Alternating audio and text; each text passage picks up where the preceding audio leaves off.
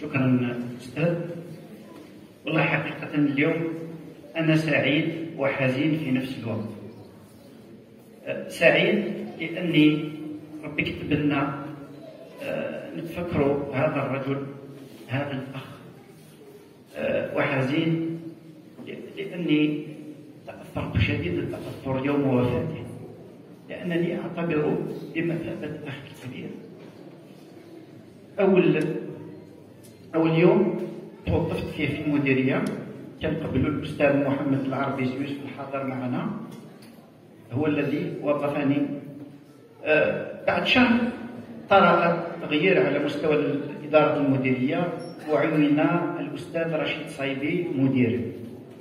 يعني عندما ذهبت لاستلام العمل استقبلني في مكتبه. أنا لم أكن أعرفه مسبقا. حدث أن شاهدته يوما في التلفزة عند تنظيم ملتقى حول الإعجاز العلمي في القرآن الكريم بمدينة تيزي وزو. القدامى في المحل يتذكرون النشاط. الشيء الذي في الوقت هذاك لم تكن هناك قنوات تلفزية عديدة، يعني كانت القناة الوطنية الوحيدة كنا نترقب نشر الأخبار. الشيء الذي لفت انتباهي عندما أنا كنت أتخيل أن المعهد مديره أنا من هذه الجهة، من هذه المنطقة، ولكن كنت أسمع أنها افتتحت جامعة في إيلولا تستقبل إطارات الشؤون الدينية، ولكن كنت أتخيل أن المشايخ والأئمة دائما باللباس التقليدي كما نقولوا حنا بالقنوره والعبايه شفت مدير شاب قدموه في التلفزيون، مدير شاب كان يتحدث في النشرة الثامنة. استغربت لأني كنت أتخيل بعد أيام قابلته في المديرية نفس الشخص الذي رأيته في التلفزة. جست دخلت هو جالس معايا، معناتها تقول باللي عرفني من زمان. أنا قلت له سيد المدير أنا اليوم أستلم محضر التنصيب، لكني عندي دراسة في الجامعة، يجب أن نكمل الامتحانات.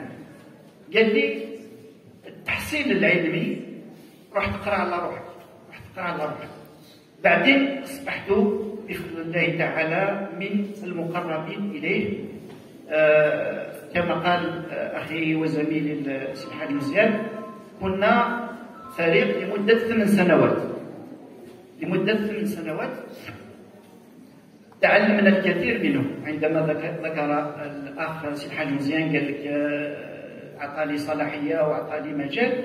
هو إنسان كتوم ديسكريت، ما يحبش يبان، ما يحبش الأضواء، يخدم في الظل. حتى كي نجو في الملتقيات ولا في النشاط كي نجو نقعدو يقول لي يا موسى ما تقعدش في الصف الاول. قال لي ينوضوك، قال لي روح الكطر يا موسى، قال لي جا تقعد وين ينوض.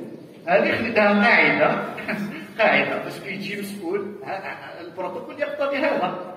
معناتها يجي يقعد في الاخر، يجي وزير سابق، يجي مسؤول الاخر يقول لك شوفوا اللي قبلنا يقولوا له الشيخ ولي الورق، ولي جامي تقعد وين ينوض. سي الحاج مزيان تصدق كان يقدموا في الانشطه، هو ما يحبش يخاطب هكذا يهضر. درنا ملتقى كمل كاع الكبيرات، دار كلمه قال لي انت تقرا على سيد المدير باش هو ما يطلعش بالمنصه. قال لي انت تقرا، قال لي انت راك رئيس لجنه التنظيم. جيت انا قريت الكلمه. بعدين سي الحاج مزيان كان عنده دور، عنده نشاط كبير. هو دائما لابس كوستيم ونخرج راه يجيب لكم طري سامبل ما تقدرش تعرفه. قال والله كاش نهار يقولوا هذا هو المدير ونحفظ. كنا في ظرف صحيح. اشهد انه ادى دور كبير خلال الازمات اللي ذكروها، بس احنا عشنا في الظرف هذاك ازمات امنيه، ازمات سياسيه، خصوصا في إطفاء نار الفتنة. أنا كنت أرافقه بعد أوقات العمل لمقابلة مسؤولين في العدل في الأمن والخدمة لتهدئه الاوضاع. في ذاك الوقت كانت لجان الارجاء يعني نشط بقوه وبكل قناعه من اجل استقرار هذا الوطن. كما ادى دور ثاني كبير ذكره الاصدقاء ما كان نعاود له في الايام العصيبه التي مرت بها ولايتنا. ساهم بحنكة وحكمة في إطفاء نار الفتن. يعني في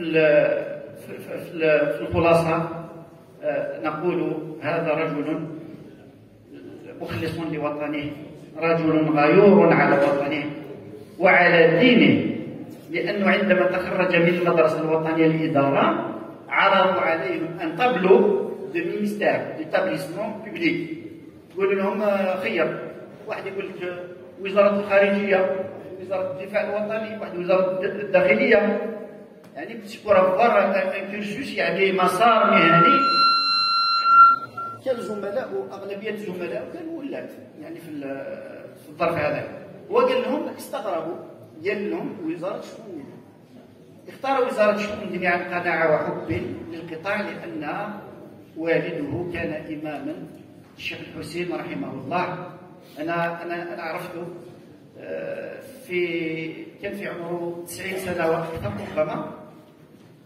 كان يقرأ، دخلنا عليه الغرفة كان يقرأ بدون نظارات، استغرب يعني بصره كان مسمش، كان يقرأ القرآن عنده وقار الله يبارك. وجده هو العالم الجليل الشيخ سعيد الهجري الزواوي، الشيخ سعيد الهجري الزواوي الذي يعرف بقدوم النحو، كان عضو جمعية العلماء المسلمين الجزائريين، يعني نشأ في هذه البيئة، وهذا الأمر كان له تأثير على اختياره قطاع الشؤون الدينية والأوقاف.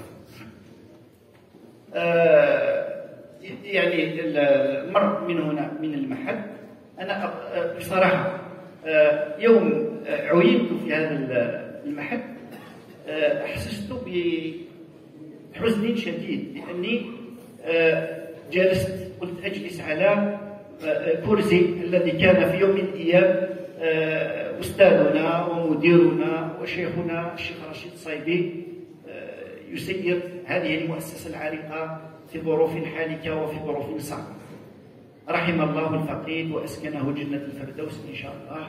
وأشكر كل الذين قدموا لمشاركتنا هذا الحفل البهيج إن شاء الله. نبدأ الحمد لله، يعني الإنسان دار الخير في بلاده وفي وطنه، الحمد لله الخير رجعوا في ولاده، الله يبارك ما شاء الله، راهم كاع إطارات الحمد لله. هذا ما أقول، بارك الله فيكم، شكرا.